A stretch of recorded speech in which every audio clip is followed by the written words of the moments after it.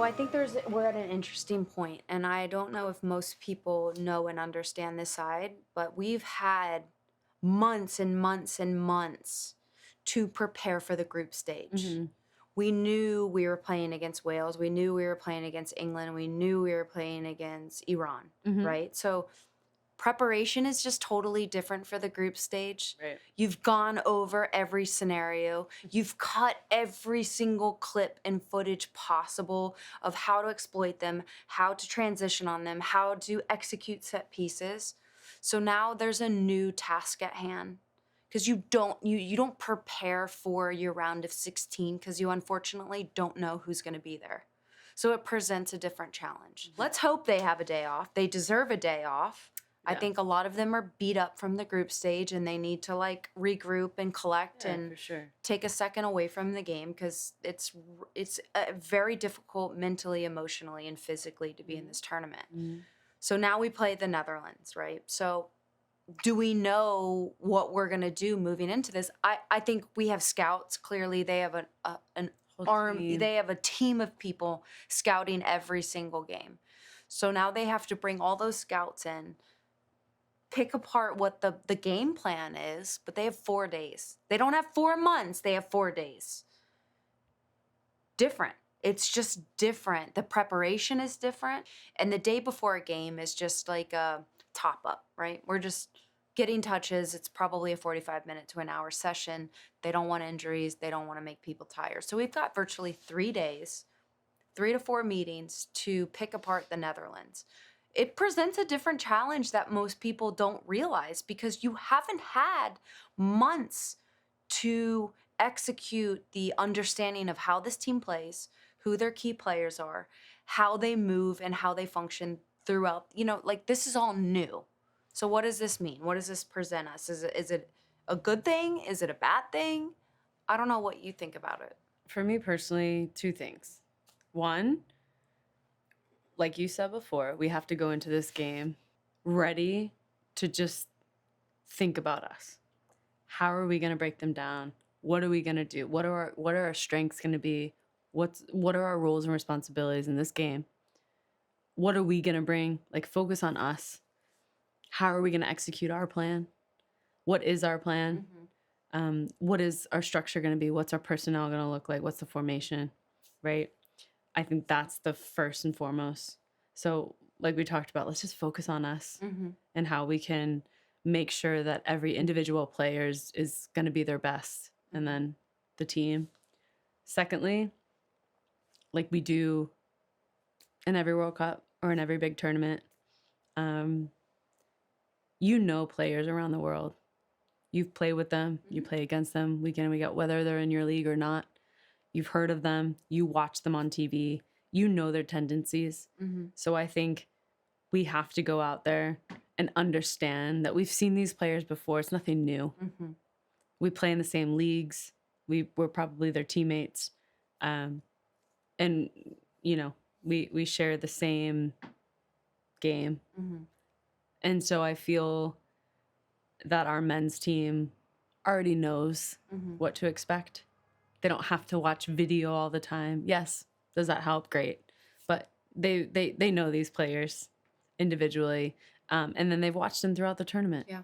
I do think those 2 things are going to be really important. That one, they need to focus on themselves. How are we going to bring our best game? What are we going to do to break them down? What are we going to do to win? And then 2, they already know these players. They see them week in and week out play, and you play against them all the time. So let's just like take a breath. Yeah. And really just focus on what we're going to do to, one, break them down, but also, understand their strengths and weaknesses as well. You're a lot more calm, composed, and collected than I am. So you must have a lot of confidence in our men, which I appreciate. Well, after today and seeing I just them, don't agree. And that's okay because I worry that we have only, what's today, Tuesday? So we have Wednesday, Thursday. We have 3 days to prepare for the Netherlands. There could be a chance that they're going to be shaking in their boots, right?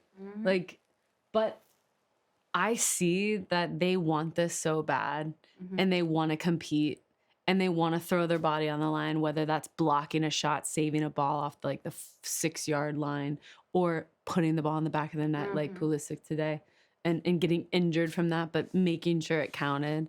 Like, you see Well, the he mentality. sacrificed his body today. You have to lay everything out there Yeah. for the game that it's a must win. But besides the point, what I just wanted to say is that you have these players willing to do those difficult jobs, and I trust that they're going to show up on Saturday and continue to do the same, because they have nothing to lose. And we always talk about this, that you have to beat the best teams in order to be the best. So why not just have the best team show up at your front doorstep on the first round of 16?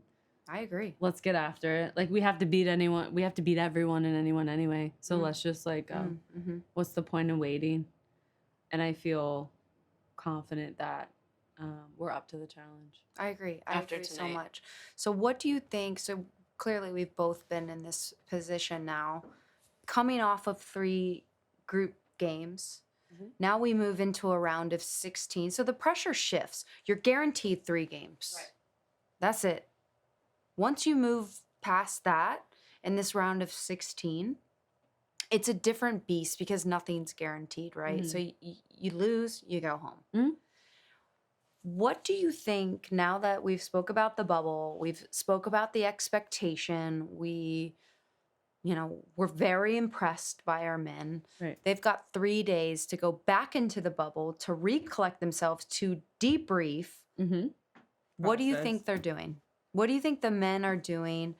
How much space do you think Greg is giving the men? Do you, I'm curious of how you felt during this time or this stage in the tournament.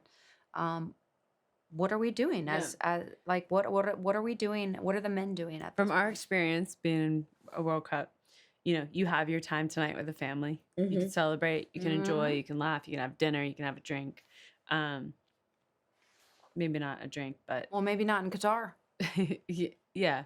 But my point is just to let loose and to be free, to process the win, enjoy the win, celebrate together with your family. We always, had our family waiting for us at the hotel in that selected room and the private room. And we could all just breathe and take a second and talk about the game and talk about their experience too. Or not. In the stadium or not. Yeah. Some family members, obviously didn't have the luxury of being there. But besides the point, now then starting tomorrow is, okay, we're prepping for Netherlands. Our players who need to rest are going to rest. They're going to recover. They're going to do the yoga. They're going to do water immersion. They're going to do the pants, the legs, the massages, all the things that they need to do mentally to prepare and to play again. And then the players who didn't necessarily play and need to keep up that pace, that mentality, that competition, they're going to go out and they're going to train. And they're gonna just have that focus now be on getting prepared as much as they can into Saturday. Watch a lot of video, have meetings. I mean, now is the time where you have to rest, but also learn and prepare while resting. And so I remember in the World Cup watching video, having line meetings, individual meetings. This is what I expect from you. This is your responsibility. You are going to play, so you need to start prepping now. These are the things that are going on. And then maybe see the family 2 days before the game. So in another couple of days, they're going to see the family, meet for coffee. They'll come to the hotel, maybe have lunch, whatever. And then it's now focus into the game, and I'll see you after. I do. This is an interesting topic now that I'm going to shift to. How much does the media and the pressure of the media, now that we have a few days in a block, right, that they're going to have to do press conferences, they're going to have to do hits from home. You've got a whole nation inspired. Right. Now, with that comes a lot more attention to them and questions and hard questions, as we saw with Tyler Adams. Right. In that press conference when, he was pretty much called out about how he pronounced Iran Right. I think he used Iran, which is very common in our country. Yeah. He was so humble and so articulate and so ready for that moment at such a young age when he was asked about. I mean, that journalist was trying to catch them, trying to create conflict, trying to create a story. I thought he handled himself so well, far beyond his years. I mean, he's a 23-year-old, in my opinion, Yeah. boy. That solidified. But he was a man in that moment. And that solidified why I feel like he's a in leader that on role. the team. Why he's our captain. Yeah. And, that was living proof for me. And it's only going to get worse as the tournament, continues to progress and as they continue to surprise, in my opinion, the world, because they're shocking the world, because they are good. They know they're good. Right. But they're going to continue in this tournament. I truly believe. So with that comes more eyes, more pressure, more media. How does that affect them, or how now does other players step up and use their voice and use their platform when hard questions are going to be asked? I think with what we know and how we react and how we come together, that's the most important thing, that you stand up for each other and that you fight for each other, whether that is on the political side of things, just because we are all human, and we want what's best for each other, and ultimately we want peace and happiness at the end of the day, and freedom. So on top of that, you fight for each other on the field, and you will do anything. You can fight tooth and nail in order to win and battle and make each other look good and be successful. And that is through our experiences. I feel that's what I've learned. And I think in that moment, he really showed true leadership. And it was really impressive because we haven't yet seen that, I feel like. And even with the staff or the head coach, they haven't really publicly spoken on the topic and used their platform as well as maybe we have wanted them to. Not that it's right or wrong, but I do think in our situation, we're always going to come together. We're always going to, lift each other up, shine each other's lights brighter, and fight for what's right as a group. What an incredible moment. I think that was great. To be so humble, to be apologetic, to vulnerable, talk, being vulnerable as a man.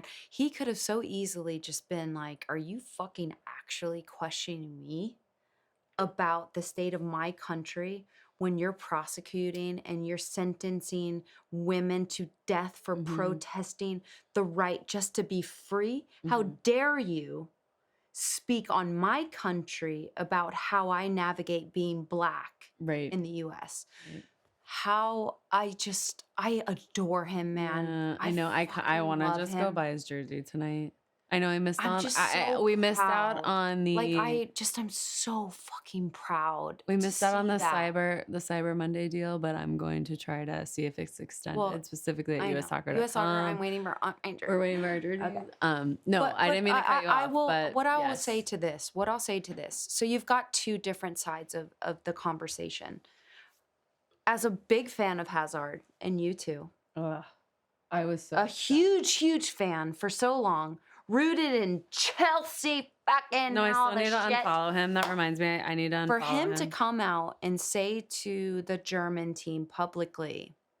And then they lost. It was almost let me preface this a little bit better. I don't know exactly. I don't want to botch it, but pretty much he was like, that's what you get when the German team covered their mouth and said, if you're not going to let me wear the armband or represent, you're pretty much taking my voice, right? So Hazard was like, hey, this is what you get when you don't shut your mouth and just play.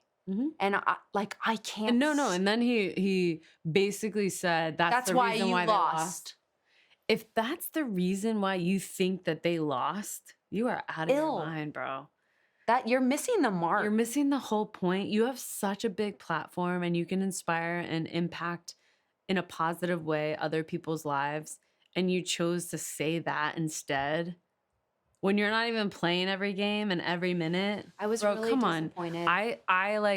I wanted more for him and from him, and I thought he was different. It's the first team, Allie, that finally made a political stance in Right. saying you are silencing these players. Well, with England as well. Yeah.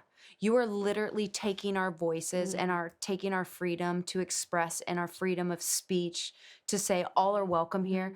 Football is about uniting and connecting people from all walks of life. And you've taken that from us. But instead of supporting that, whether you agree with it or not, instead of supporting that, just being like, listen, like I support, like, why do you have to make a comment saying that that's the reason why they lost? Like, why even have a comment like that against, a team coming together, supporting what's right in a country that is homophobic and doesn't accept living your life authentically and who you are and your true self and your true skin.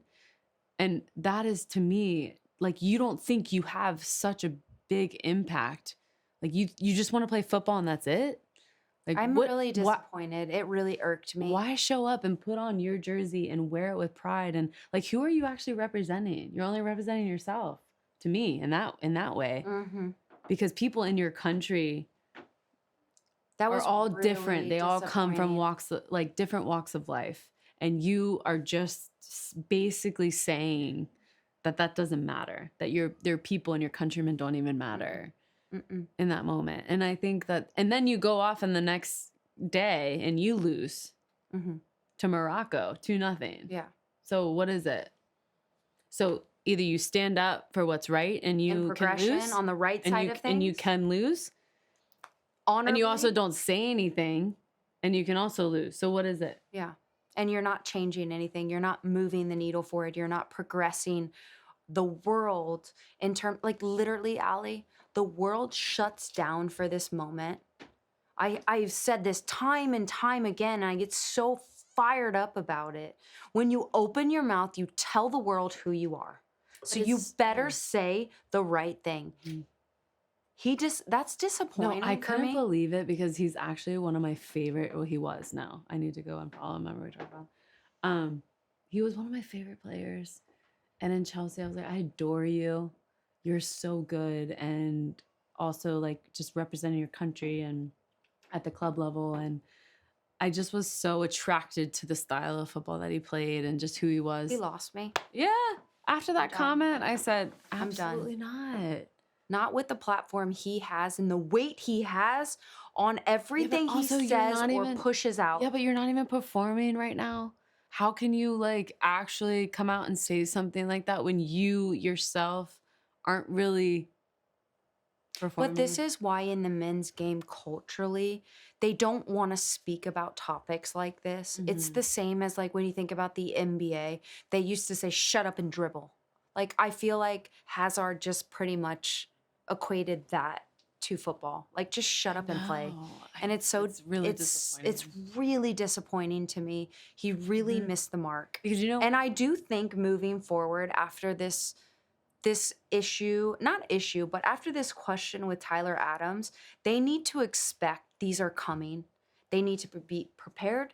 They need to be educated. You have an extraordinary platform to create change and progression. Right. You have to say the right fucking things. You can't shy away and say, oh, I'm just here to play football. No, you are not. You are here to represent a country about progression, about being inclusive, about being equal. You are carrying a country not only based on your physicality and your athleticism and your skill set. What you say matters, and you cannot take that lightly. And Tyler Adams showed that. And a small question about how he feels as a Black man in our culture. He spoke about progress. I'm very proud to be a part of a country that stands on the right side of progression, that elevates women, gay rights, Black lives, brown lives. We don't get it right all the time in America, and I'm not claiming to get it right all the time. I don't think this country has built on you know, the backs of really tragic things, but we try our best to make it right, to make it better, to be allies, to be supportive, to say, like, you are seen and you have a place here. And he did that for me. And I hope other men in the tournament see that. And I hope our men as a team see that strength coming from a 23-year-old saying, if he can stand on the right side of things, I can have a voice too. All it took for me, I can only relate it to me, Megan Rapinoe and all these advocates who came before me gave me a platform and the courage to speak on the right side of progression. All I needed is one person to say, it's not That's just not about right. me. But no. Megan Rapinoe, and she made it so clear that it's not just about me. I'm leading the way for you all to have a voice. So if you want to speak on topics that matter to you, here's the platform. Tyler Adams just gave that to the men. But that just goes to show you that men can also multitask. Preach. Because we can, and we do it really well. Women, we can multitask.